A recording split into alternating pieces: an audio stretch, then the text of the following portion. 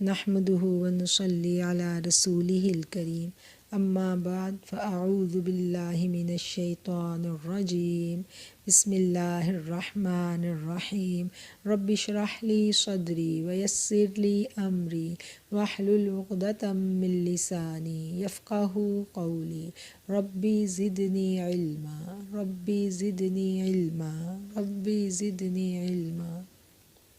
آج ہم بات کریں گے، آج کا ہمارا جو موضوع ہے وہ ہے کلمہ طیبہ۔ کلمہ طیبہ کی آج ہم روحانی باطنی تفسیر جو ہے وہ سمجھنے کی کوشش کریں گے کہ کلمہ طیبہ میں ہم سے کیا اقرار کروایا جا رہا ہے، اور جو اقرار ہم سے کروایا گیا ہے کلمہ طیبہ میں، کیا وہ اقرار ہم نے واقعتاً کیا ہے، اور اگر وہ اقرار ہم نے زبان سے کیا ہے تو ہم اس کی کتنی پاسداری رکھنے میں کامیاب ہیں۔ ہم اس کو سمجھیں گے اور پھر اس کے بعد اپنا انالیسس کریں گے، اپنا جائزہ لیں گے کہ ہم اس پر کتنے فیصد پورے اتر رہے ہیں۔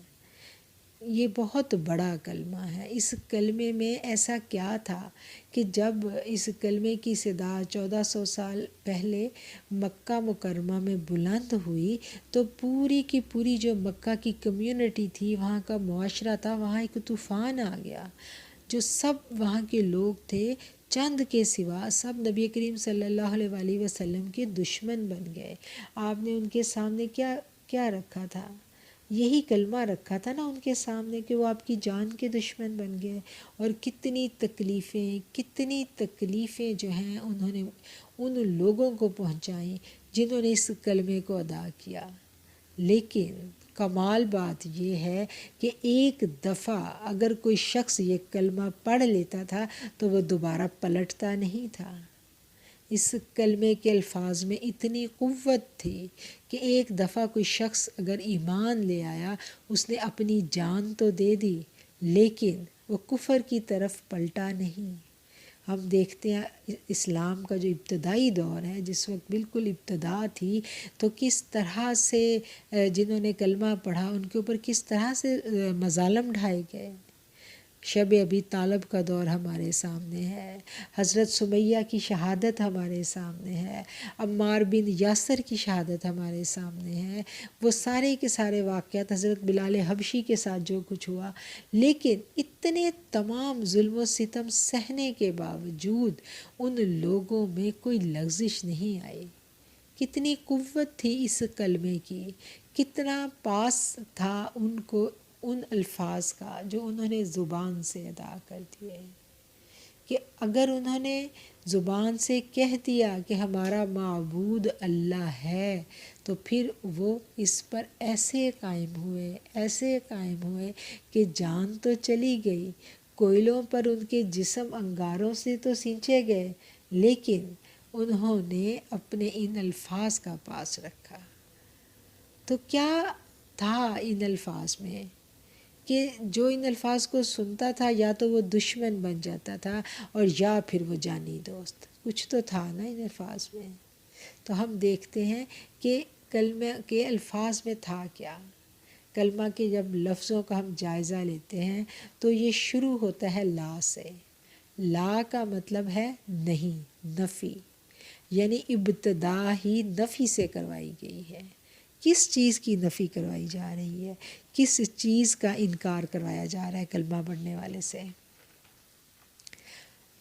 انکار جو ہوتا ہے نا، کہا جائے لا کوئی نہیں ہے تو اٹ مینز کوئی نہ کوئی ہے، یعنی انکار جو ہے وہ اقرار کا سبب ہوتا ہے۔ اگر وہاں کوئی موجود ہے تو اس کا انکار ہے، اگر وہاں کوئی موجود ہی نہیں ہے تو پھر کس کا انکار؟ کوئی موجود ہے نا، تو ہم دیکھیں کہ وہ کیا ہے۔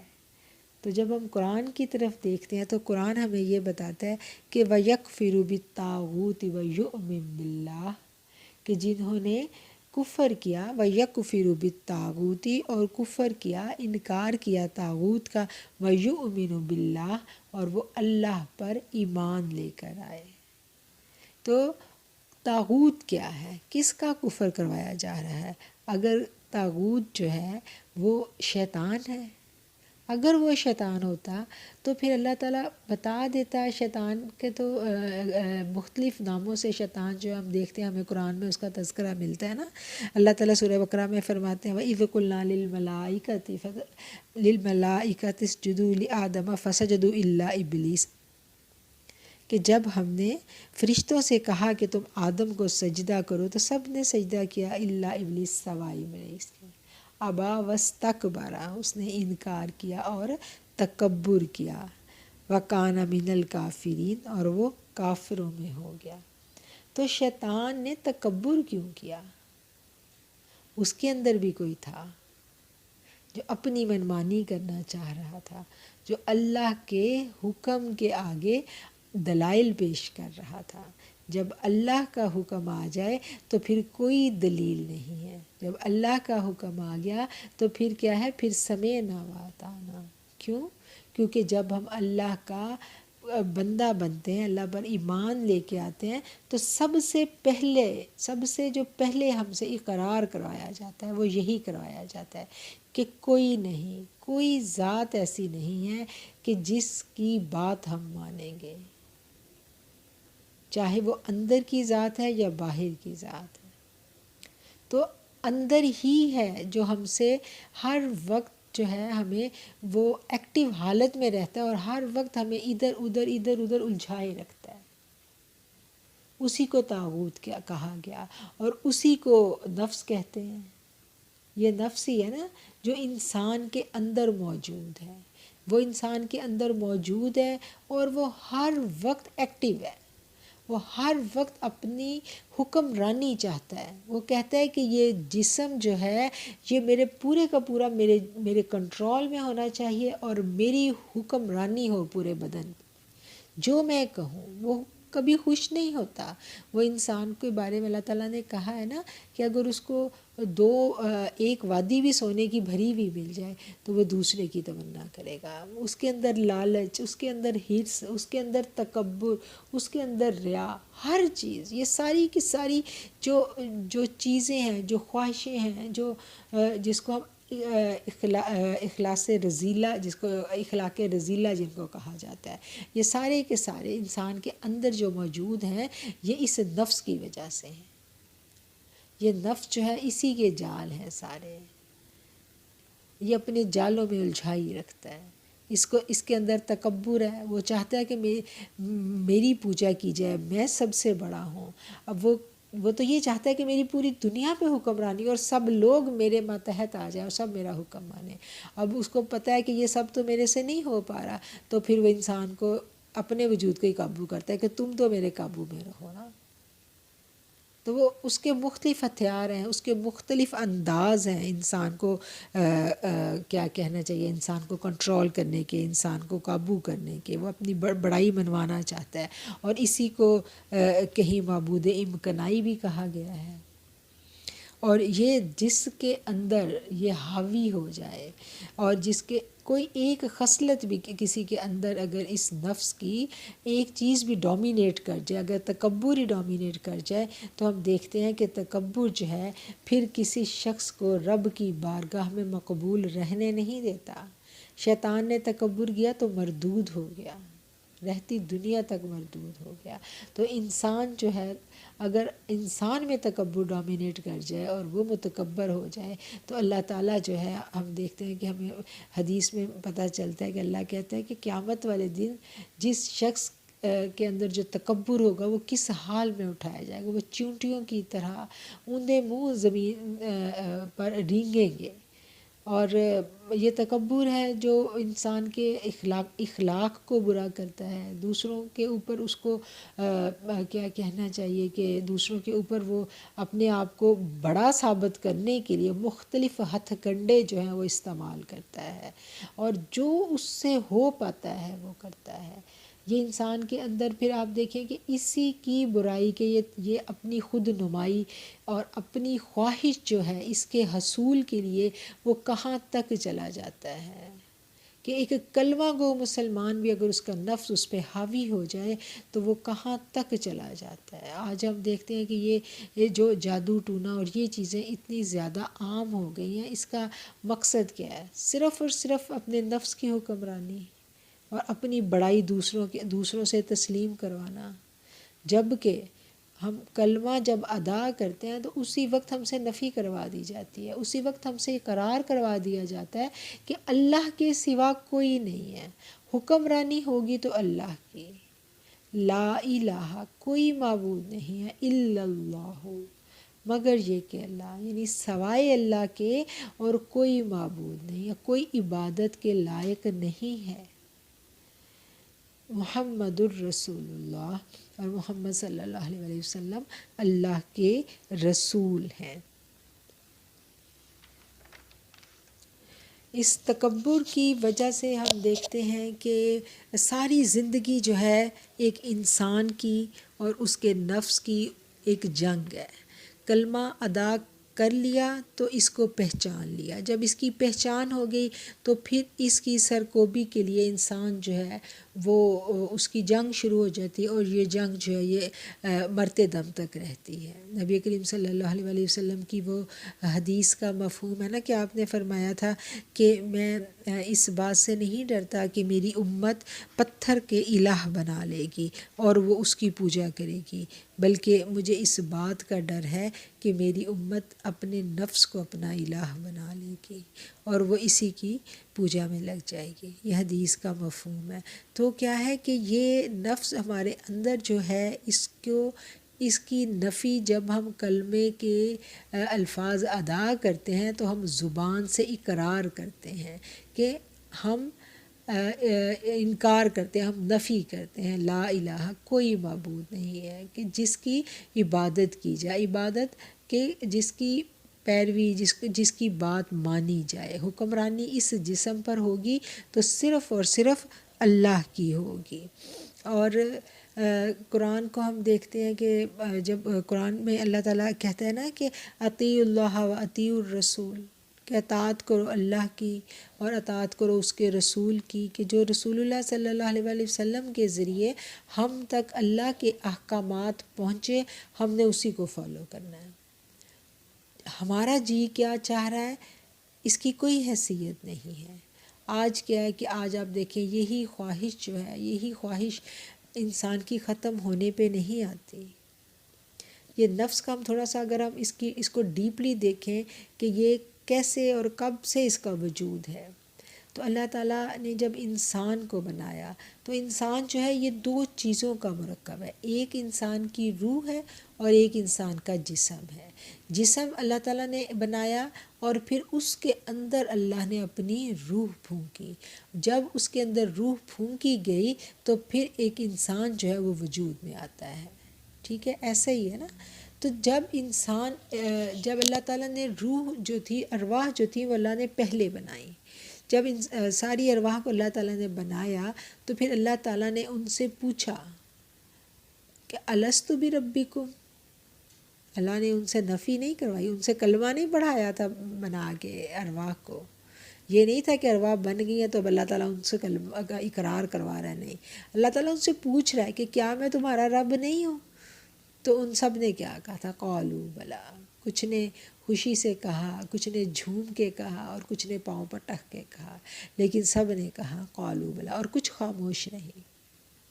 ٹھیک ہے، تو کیا ہے کہ اللہ تعالیٰ کی جو روح تھی وہ امر ربی سے تھی، اس میں کوئی نفس نہیں تھا، لیکن جب اس روح کو جسم کے ساتھ جوڑا گیا، ایک انسان وجود میں آیا، تو پھر اس کے اندر جو تھا وہ ایک نفس، شیطان کا ایجنٹ ہی اس کو ہم کہہ لیں، تو وہ اس کے اندر جو تھا وہ پیدا ہوا، اور پھر اس کی اللہ نفی کرواتا ہے اپنے پیغامات نبیوں کے ذریعے بھیج کے کہ اس کی بات جو ہے نہیں، جو اندر سے خواہش ہے اس کی بات نہیں ماننی کس کی بات ہے؟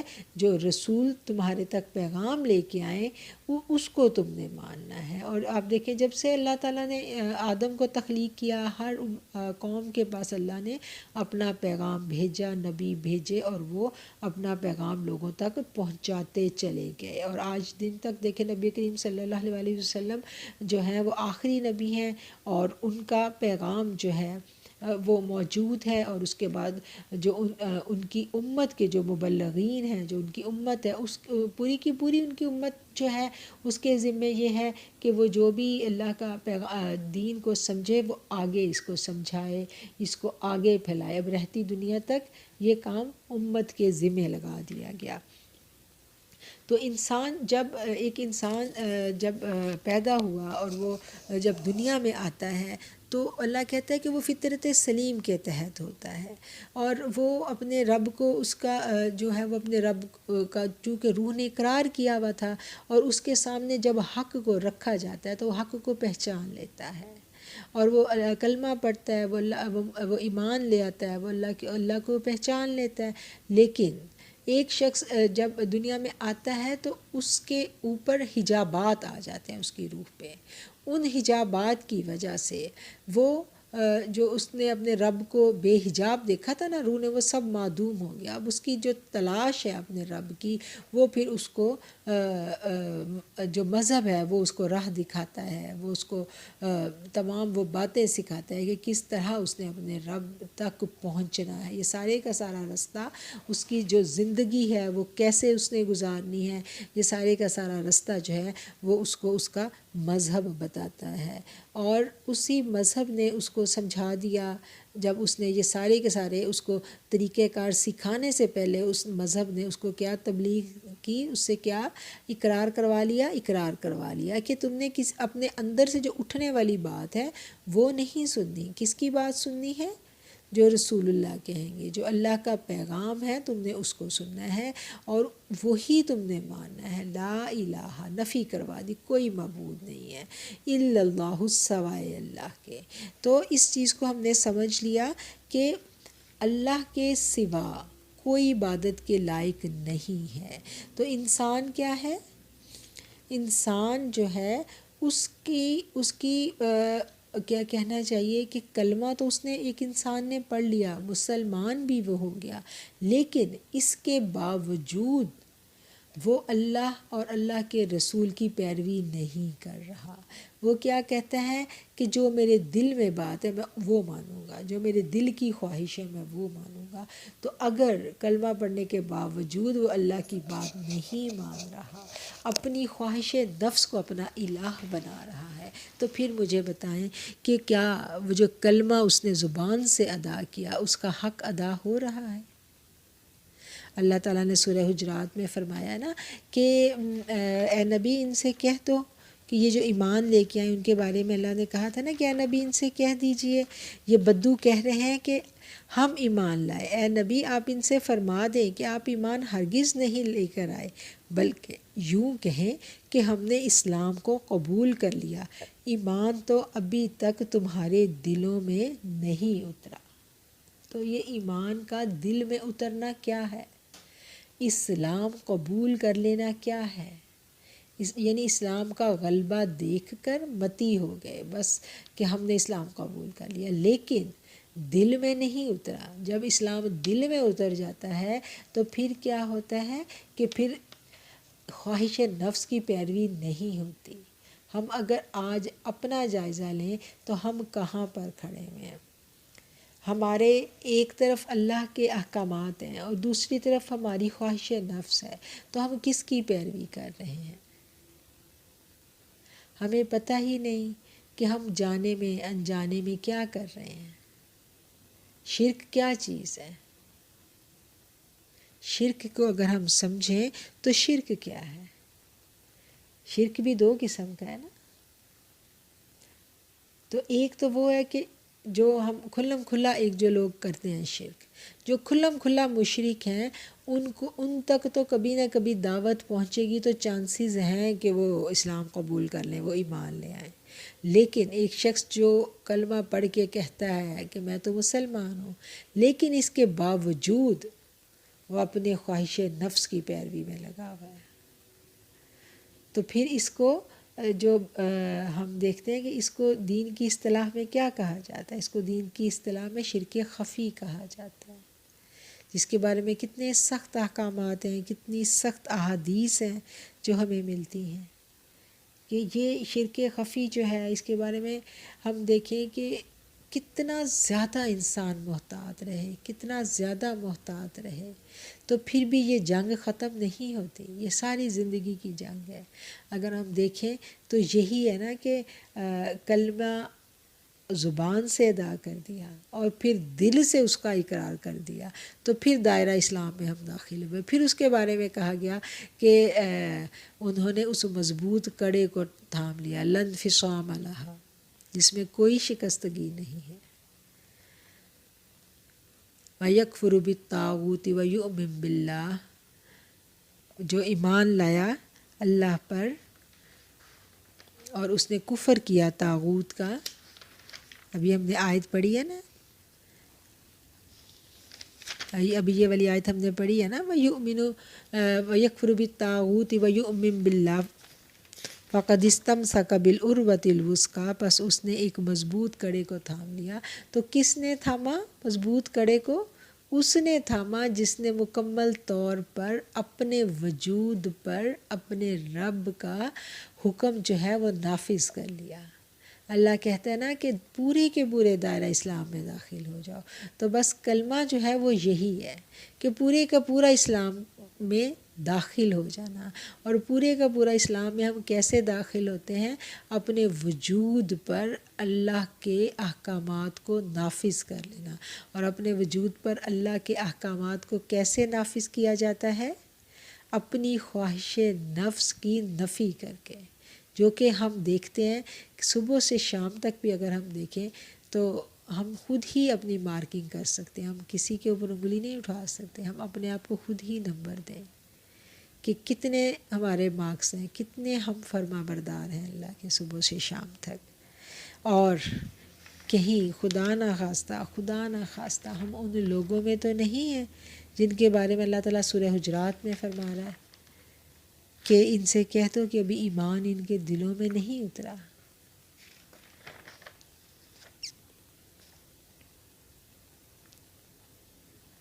ایمان جب دل میں اتر جاتا ہے نا تو پھر انسان مکمل طور پر جو ہے نا وہ بدل جاتا ہے۔ اسلام جو ہے اس کا تعلق ظاہر سے ہوتا ہے، ظاہری طور پر آپ کے رسم و رواج، آپ عید منا رہے ہیں، آپ کی خاص کچھ فوڈز ہیں وہ آپ کھا رہے ہیں، ظاہری آپ کی جو لیونگ ہے وہ مسلمانوں والی ہے، ٹھیک ہے، لیکن ایمان جو ہے وہ تو باطن ہے، وہ تو دل کی کیفیت کا نام ہے، وہ تو تنہائیوں میں بالکل تنہا جب میں ہوں اور میرا رب ہے، اس وقت بھی اگر میں اپنی خواہش نفس کی پیروی میں کچھ نافرمانی کے کام اللہ کے کر رہی ہوں تو وہ میرا رب جانتا اور میں جانتا ہوں، وہ کوئی اور نہیں جانتا۔ تو اس چیز کو ہم نے سمجھنا ہے کہ یہ کلمے کا حق کیا ہے، کیا ہم کلمے کا حق ادا کر رہے ہیں؟ کیونکہ اللہ کہتا ہے نا کہ ان اللہ یضل من یشاء، بے شک اللہ جس کو چاہتا ہے گمراہ کر دیتا ہے، ویہدی، اور جس کو چاہتا ہے ہدایت دیتا ہے، الیہ من اناب، جو اس کی طرف رجوع کرتے ہیں، کہ یعنی اللہ تعالیٰ جو ہے جسے چاہتا ہے گمراہ کر دیتا ہے، لیکن ہدایت کس کو دیتا ہے؟ من اناب، جو اس کی طرف رجوع کرتے ہیں۔ تو اللہ کی طرف رجوع کرنا کیا ہے؟ کہ اپنی ذات کا جائزہ لینا، اپنا انالیسس کرنا کہ میں کتنا اللہ کے اوپر، اللہ کے احکامات کے اوپر ہم کتنا غور کر رہے ہیں، ہم کتنا ٹائم فضول ضائع کر رہے ہیں۔ اللہ کہتا ہے نا قرآن میں کہ ما غرک بربک الکریم، یا ایھا الانسان ما غرک بربک الکریم، اے انسان تجھے کس چیز نے اپنے رب کے بارے میں دھوکے میں ڈال دیا؟ ہم نے لوٹ کے تو اپنے رب کے پاس جانا ہے نا، تو ہم دھوکے میں، کس دھوکے میں پڑے ہوئے ہیں؟ کیا دھوکہ ہے؟ واپسی کا سفر تو بڑا قریب ہے اور ہمیں ابھی یہی نہیں پتہ کہ ہم نے کلمہ پکا کر لیا ہے کہ نہیں کر لیا، ہم نے کبھی اس بارے میں سوچا ہے کہ نہیں سوچا۔ اللہ کہتا ہے نا فَأَمَّا مَنْ خَافَ مَقَامَ رَبِّهِ وَنَهَى النَّفْسَ عَنِ الْهَوَىٰ فَإِنَّ الْجَنَّةَ هِيَ الْمَأْوَىٰ، کہ جو اللہ کے آگے کھڑا ہونے سے ڈرا. وَأَمَّا مَنْ خَافَ مَقَامَ رَبِّهِ وَنَهَى النَّفْسَ عَنِ الْهَوَىٰ، اور اس نے اپنے نفس کو، اپنی جان کو برائی کی باتوں سے روکا. اور اس برائی کے اوپر کسی نے نہیں روکنا، یہ ہم نے خود ہی اپنے آپ کو روکنا ہے. یہ کوئی باہر کی فورس نہیں روکے گی. کیوں؟ کیونکہ اللہ نے کہہ دیا ہے کہ لا اکراہ فی الدین، دین میں کوئی زبردستی نہیں ہے. یہ دین کوئی تلوار کی نوک پر نہیں چلایا جاتا، کوئی ڈنڈے مار کے نمازیں نہیں پڑھائی جاتی. زبردستی دین میں کہیں بھی نہیں ہے. دین تو ایک دعوت ہے جو پیش کر دی جاتی ہے، جس کا جی چاہے قبول کر لے اور جس کا جی چاہے نہ قبول کرے. کوئی زبردستی نہیں ہے دین میں. لیکن جس نے قبول کر لیا اور قبول کرنے کے بعد پھر اس کے اوپر بہت زیادہ قوانین لگ جاتے ہیں. پھر جو اس کے اوپر قانون لگتا ہے، سب سے پہلا قانون کیا لگتا ہے کہ اپنی ذات کی نفی، اپنی ذات کی نفی اور اللہ کی فرما برداری، پورے کا پورا اس میں داخل ہونا. اگر ہم پورے کا پورا اس میں داخل نہیں ہو پا رہے، ہم سے کمیاں کوتاہیاں رہ رہی ہیں، تو ایٹ لیسٹ ہمیں اقبالی مجرم بننا ہے. ہمیں اپنی کمیوں کوتاہیوں کو ٹٹولنا ہے. ہمارے نفس کی کون سی بیماریاں جو جیسے ہم ٹیسٹ کرواتے ہیں نا میڈیکل کے، اسی طرح اپنے نفس کا ٹیسٹ کر کے ہم نے خود اپنی بیماریاں ڈھونڈنی ہیں. اور کرنے کے کاموں میں سے یہ کام ہے کہ ان بیماریوں کو ہم لکھ لیں، ہم نوٹ کریں کہ میرے اندر یہ بیماری ہے. اگر میرے اندر تکبر ہے، میرے اندر ریا ہے، میرے اندر منافقت ہے، میرے اندر بد زبانی ہے. اب بد زبانی کا بھی ہم دیکھیں کہ کتنے سخت احادیث ہیں اس بارے میں. کسی کے ساتھ زیادتی کرنا، کسی کا دل دکھانا، بڑی سخت احادیث ہے. نبی کریم صلی اللہ علیہ وسلم نے کعبۃ اللہ کے سامنے کہا تھا نا کہ اگر کوئی شخص جو ہے، حدیث کا مفہوم بیان کر رہی ہوں، اللہ کریم الفاظ کی کمی بیشی معاف فرمائے، کہ اگر کوئی شخص اس کعبے کو ڈھا دے، اس کا جو ایک پتھر ہے وہ توڑ دے، تو اس سے زیادہ گناہ گار وہ ہے جو کسی مومن کا دل دکھائے. تو ہمیں پتہ بھی نہیں چلتا کہ ہمارے الفاظ کسی کے دل کو کتنی تکلیف پہنچا جاتے ہیں. ہم بے دریغ لفظوں کا استعمال کرتے ہیں، سوچے بنا کہ یہ لفظ کسی کو کتنی تکلیف پہنچائیں گے. پھر اللہ نے کہا کہ اللہ تعالیٰ، یہ بھی حدیث کا مفہوم ہے، اللہ تعالیٰ الفاظ کی کمی بیشی معاف کرے، کہ قیامت والے دن اللہ تعالیٰ اس شخص کی طرف نگاہ اٹھا کے بھی نہیں دیکھے گا. یعنی اللہ کے غضب کی حد ہے اس شخص کے لیے جس کی بد زبانی کی وجہ سے لوگ اس سے ملنا جلنا چھوڑ دیں. آج آپ دیکھیں کہ جب ہم بہت غلط الفاظ دوسروں کے لیے، سخت الفاظ استعمال کرتے ہیں، تو جو نرم خو لوگ ہیں وہ آٹومیٹکلی ایسے شخص سے دور ہونا شروع ہو جاتے ہیں. وہ دھیرے دھیرے اس شخص سے ملنا جلنا اوائڈ کرنے لگتے ہیں کہ یہ بہت بد زبان ہے. تو اس کے لیے کتنے سخت الفاظ ہیں اللہ کے. تو آج کا جو ہوم ورک ہے وہ یہی ہے کہ آج کی کلاس کا ہوم ورک یہی آپ نوٹ کر لیں کہ اپنی اپنی بیماریاں، میں نہیں پوچھوں گی اگلی دفعہ، آپ نے اپنی اپنی بیماریاں خود ہی نوٹ کرنی ہیں.